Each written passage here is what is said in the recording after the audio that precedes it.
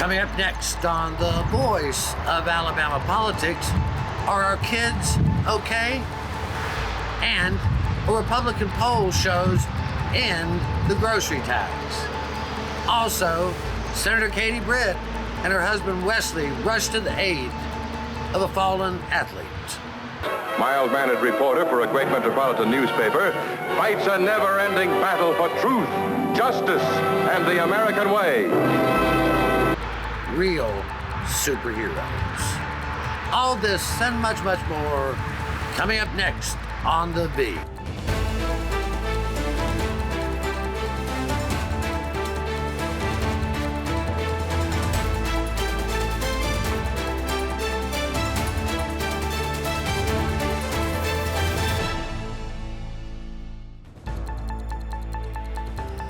Welcome to The Voice of Alabama Politics, where we tackle the tough issues so you have the hard facts.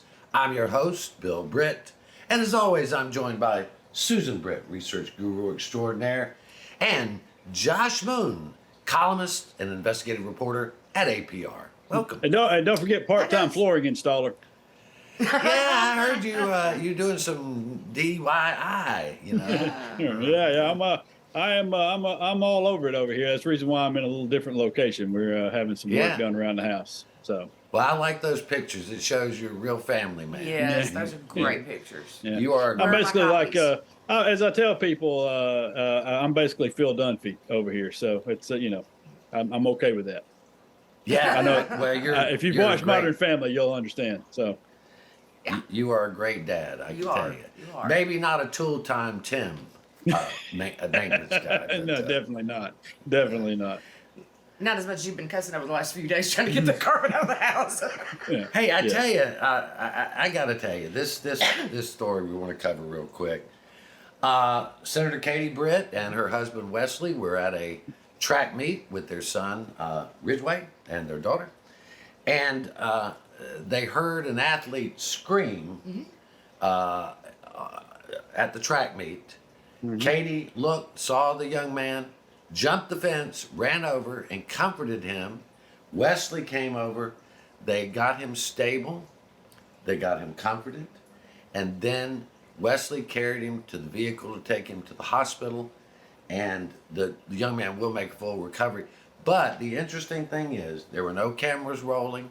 There's been no press releases. There's been no hoorah, hey about me. And I think that really shows the character of the Britt family and how they operate. She also called the next morning to check on the young man to see what his condition was. And this is just the Katie we all know and love. There was never a second thought in her mind. She heard a child scream, and she just ran straight to him. Didn't matter what was going on. Other people around were the ones that took the pictures, and she went and prayed with that child and comforted that child until they could get him to emergency help. It's a good thing they had Wesley there because he looked like a pretty big young man, and Wesley picked him up like he was a child. He picked him up like a rag doll. Well, Wesley is a large individual. I've mentioned before. I covered Alabama football for a season, and it happened to be when Wesley was there on the offensive line for Alabama, and he was a great interview then, and came off then as seemingly a really great guy. And I guess that's true. And I think it is nice. It's nice to have a situation in the media where one of our senators or Congress people is not being embarrassing. I know we have it with Terry Sewell pretty often, but pretty much all the rest of them it's for doing something embarrassing and taking some stance that limits people or discriminates against people. And to watch this unfold, and you're right, without any real fanfare from them, without any press releases, without her office sending things around, because the statement you talked about from the calling to check on the kid the next day. That came from the school, from somebody with the team. I believe it was his coach that said that she had called the next day to follow up. And so it's nice, and he will be fine. I believe it was a knee injury. It was a long jumper for Lamp High School, and I think he's going to end up being fine. But man, it really was nice to see them step in and do that, and just be decent people. Well, I have to say that there's one outstanding quality that both Terry Sewell and Katie Britt have in common. They're women. Yeah. Oh, well, there you go. That is true. again, and if Mo Brooks had been there, he'd go, peasant. Yeah, and let's note that this kid was on the opposing team. Yeah, it was not on Ridgeway's team. It was on the opposing team. I just thought it was really nice. People there took pictures of it. I actually reached out to her office and asked for a comment, and they went, nope. We're not commenting on this. That's very This is private. Yeah, good. I thought that was great. Anyway, just shows what people are like when the cameras aren't rolling and the mics aren't present. But let's talk about something that's embarrassing. You mentioned embarrassing. This bill, HB7, House Bill 7, which targets divisive concepts, Josh. It is a euphemism for critical race theory that Republican states have been passing bans on for a while now, which I think critical race theory is so 2020. They need to find something else to scare the hell out of people, to think that we're going back to the days of the coming super predators. I mean, this public hearing was an embarrassment for Republicans. Yeah, it was an embarrassment for all of us. These are the people that we have elected to represent us, and it's shameful. It really is shameful to watch this unfold, because you're right. It's a euphemism for a number of different things, mainly racism, and it's honestly, these things popped up after the George Floyd protests, in which white people were easily scared because somebody mentioned that a minority race might achieve equal rights or somewhere approaching equal rights, and God knows that's scary for a lot of mediocre people. When you're a mediocre person, you're scared of somebody being on a level playing field with you, because your opportunities are going to dry up, and that's really all this is about, is making sure that certain races are continued to be pressed down, because otherwise there's a lot of people in our legislature, as a matter of fact, who would never achieve what they have achieved without that unlevel playing field. Well, I got to tell you now, one thing that's very, very telling in this, as far as where it goes in the races, is the vote was white versus black. Yeah, every white person on that committee voted for this bill, even though they couldn't look up and look the public in the face. Yeah, one of the reporters there said that when they voted yes on this bill, they did not look up to face anyone. And I think one of the things that happened is, as was pointed out in the public hearing, that this bill, when they talk about divisive concepts, and it's mainly items having to do with race and sex and religion and all this, they say. But everyone knows that has a brain that this is about teaching black history. It's about teaching what happened in the United States. And, I was talking to a Republican friend of mine the other day, and I said, we've learned, most of us have learned in the last 20 years, more about what happened under slavery than we ever knew 40 years ago. Those of us that are older. We weren't taught in school that we were taught that it was about states' rights and that, and blah, blah, blah. And, we got some education on how terrible it was, But the black experience has been brought home more closely in the last few years than I think ever in my life. And those who fail to study history are doomed to repeat it. That's why history are there. That's why history books are there. And I got to ask Ed Oliver to please give these teachers a list of what they can and cannot say, because just throwing this bill out there and say, well, you can't talk about, divisive. Well, define divisive concept. What are you talking about? Are you talking about slavery? Are you talking about civil rights? What exactly are you talking about? Are you talking about the unfair, rates that black males are put into prison over white males? Is that a divisive concept? Even though it's a statistic, Can you please define it? Because the rest of us obviously aren't as and knowledgeable. Well, one of the teachers that testified said, I don't know what this means. Yeah. But I know it's meant to intimidate me as to what I can teach. Which means they can be criminalized in their classroom for doing something they didn't know this bill considered wrong. Well, it passed through the House committee. It will pass on the floor of the House, and hopefully it will die in the Senate like it did last year. But it's just shameful. It's shameful. It's all it is. I mean, it's just a shameful bill. Yeah. All right, we're going to have to leave it right there. You're watching the voice of Alabama politics. We'll be right back.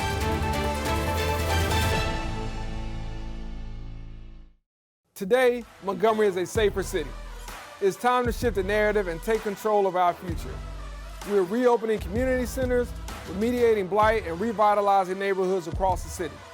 And we're unleashing new opportunities. Over the past year, companies have invested a record-setting $2 billion in Montgomery and created 2,000 jobs. This is a new Montgomery. And together, we're reimagining the possibilities.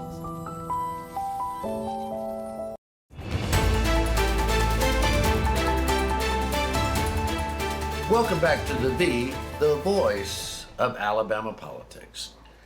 I'm going to do something this week that I am generally loath to do, and that is to say that Attorney General Steve Marshall actually went to work this week. He, showed up for work, went to work, did some work, and what he did, and Josh, you wrote about this, is he closed down 14 illegal gaming facilities in Jefferson County with more than 2,400 illegal slot machines. Now, we're not talking about stuff like Birmingham Race Course where they're legal or any of that. We're talking about these rogue elements that have set up in Jefferson County. And Steve Marshall's been going after them for a while, but they finally actually did something to close them down. Yeah, he did. Declared them a public nuisance, obtained temporary restraining orders against the 14 facilities around Jefferson County, and has them now closed and the machines confiscated. And so it's interesting. It's another in a long line of these fights, and I think at this point, a lot of people in the general public find the whole thing to be absurd. I mean, because as you mentioned, over at the Birmingham Race Course, they've gone back and forth trying to stay within the law. And trying to meet the law and talking to the Attorney General's office, and they play historical horse racing games at the Birmingham Race Course, and so they are deemed legal. At the Porch Creek facilities, 3 of those around the state, they're playing the electronic bingo machines, which were confiscated from these facilities. And then you have these guys that were just going around, basically running games out of these places and getting business licenses from the city, which, I mean, the whole thing is so absurd, and nobody knows what's legal, what's illegal. There's going to be a court fight over this, and it's just, we've got to solve this problem. We've got to solve this problem of regulation and enforcement so people understand better what the laws are, and so the playing field is level, because it's not fair that the Birmingham Race Course is over here jumping through hoops, trying to be fair and trying to make sure they're within the laws, while 14 facilities in the same county where they're operating are doing whatever the hell they want to do. I've got your solution. Maybe we should pass a gaming bill. I don't know, followed by a regulatory board that would make this all very clear. I don't know, just a random thought. And this all goes back to the fact that they do not have the political courage to pass, 1, regulations, 2, determine what games are legal, and 3, to tax it. If we do not, we've said it ad nauseum, nearly $1 billion by this foolishness. A year. And instead of Steve Marshall running around closing down businesses, which I think he did the right thing. Great. He could be actually trying to prosecute actual real crime other than what he says Biden's doing, which is the only other thing he does. Yeah. It would be nice, right? It would be nice to have an actual law on the books that people could rely on, that we could tax, that we, I heard the other day there is now a new push within the legislature for resorts and destination locations within the state. Really? Yeah, they want What to do a it. brilliant idea. Yeah, I know, right? And if only there were some people that were out there that were willing to do this, because as they were talking about this, this is within the tax incentive bills that are being passed, and I'm like, you don't even need the tax incentives. They're going to pay you to do it if you would just pass a gaming bill. My God, what are we doing? And then pay for the facilities themselves because they have the. I don't And know. then they will give you hundreds of millions of dollars for letting them do it. It's just insanity, man, what we're doing here. And now for the other side, the Janus of Steve Marshall. For some unknown reason, and you reported on this, Josh. Yeah. Steve Marshall took it upon himself to strip the attorneys at the Department of Correction of their Deputy Attorney General or Assistant Attorney General status, and I'll explain that real quick. To represent the state in legal matters, most legal matters, you have to have an Deputy Attorney General or Assistant Attorney General status, which is granted by the Attorney General. Well, without warning and without explanation, he has jerked that away from the Department of Corrections. Entire Josh. department. Just Yeah. whoop. Yeah. So- Apparently, there are 6 full-time attorneys that were operating as assistant attorney generals or assistant attorneys general, and he pulled the designation away from all 6 of them, and they are now in the process at ADOC, according to John Hamm, the commissioner, they're in the process of transferring all of their litigation, which is a lot of litigation. I believe. In the past month, there were somewhere around 20 civil suits filed against the Department of Corrections. And so you're talking about that's a pretty average month. And on top of the ongoing Department of Justice lawsuit, on top of the mental health lawsuits, on top of the healthcare lawsuits. So we have all of these things that are now going to be transferred to the Attorney General's office. And so I can only assume, because nobody's really explaining any of this, that the AG's office is now going to have to contract outside counsel to come in and handle all of these matters at the same time that we're still paying the 6 attorneys, because nobody's going to fire them. They're merit employees, and as far as you can tell, they've done nothing wrong. So we got to do. We're going to keep paying them. Susan, do you think he's going to pay the law firms that are some of his big donors, or what do you think? No, of course Never not. happened, right? He Never wouldn't do that. Never happened. No. I mean, his old law firm had the big contract on the DOJ lawsuit, had it over $1 million, and now they've stopped taking those contracts. So the attorney, that's his big buddy, has moved over to Butler Snow, where he will continue. Conveniently. The only thing that makes Bill, any sense. Bill Lunsford. Yeah, it's Bill Lunsford that was taking a lot of those contracts, and he's gone to Butler Snow now, and really everybody's kind of waiting to see what's going to happen, because apparently what occurred was Maynard Cooper merged with the South Carolina firm, and I believe the South Carolina firm said they no longer wanted to be a part of prison litigation, and so that's then left Lunsford out in the cold a little bit. Although when you're raking in tens of millions of dollars a year from one client, you're not out in the cold for very long. Somebody's going to pick you up, There you go. Well, and now there's a possibility that they can have even more clients thanks to Steve Marshall. All right, you're watching the voice of Alabama politics. We'll be right back.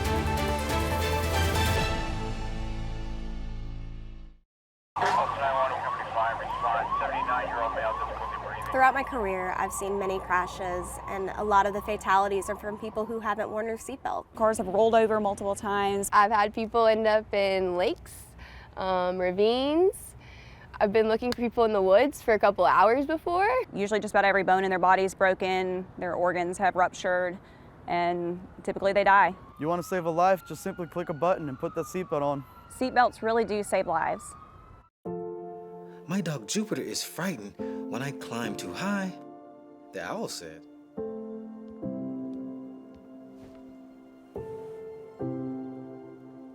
Check for monsters, Daddy. I did, honey. There are no monsters. You're perfectly safe.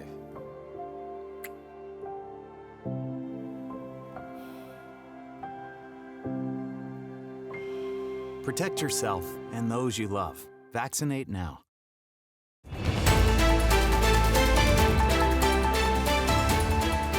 Welcome back to The Beat, the voice of Alabama politics.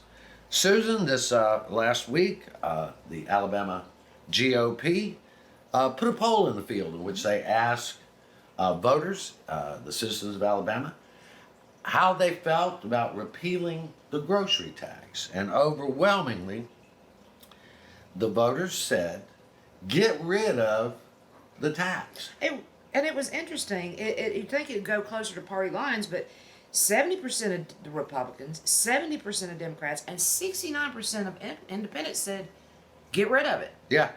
And the poll, Josh, was heavily weighted Republican, actually. It was 31% Democrat, 58% Republican, 11% independent. Yeah. I don't know how you couldn't get a poll that's heavily weighted Republican in this state, but it's yeah. And let me put a little more context with it too, because what they were asked is, would you rather repeal the grocery tax or receive an $800 stimulus check? Because that's what was basically proposed for most households, $400 each, $800 per household, and they said by somewhat 80%.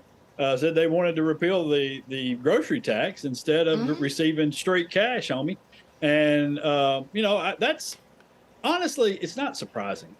Really, I mean, this has been a popular idea among voters for a very long time. Ever since John Knight started bringing this thing up back in the early 2000s. We Democrats have been talking about doing this for 20 years. And it's always been a very popular thing. The pushback has always been, well, what about the funding for the ETF? How, will we have to replace that? And their argument has always been, as it is now, as now Republicans have adopted, well, we don't think there's going to be that much of a fall off because the money not spent on taxes for groceries is probably going to be spent by working families on something else that they need. And so there's not going to, and which you're going to collect the sales tax anyway. So you're not going to lose anything. It makes a lot of sense to not tax people to eat. Okay. And two of your big proponents here are ALGOP Chairman John Wall and Lieutenant Governor Will Ainsworth are saying it's enough. Yeah. This is enough. We need to go ahead and repeal the sales tax. Well, and my only complaint, it's a small one, I guess, is that they're trying to penny pinch. They don't want to remove the 4% all at once. They want to do a little bit at a time, And I understand that thinking, but the reality is it's not going to hurt the state. Yeah. And doing it over time will not save you anything because right now we've got plenty of money. And just doing it on the WIC and SNAPs, that's and then the other thing is doing it on the WIC program because that's the one that's out there right now. WIC, silly. It's too limited. It's very limiting, and it doesn't. You can buy a can of tuna for your family on WIC, but you can't buy a fresh fish to feed your family.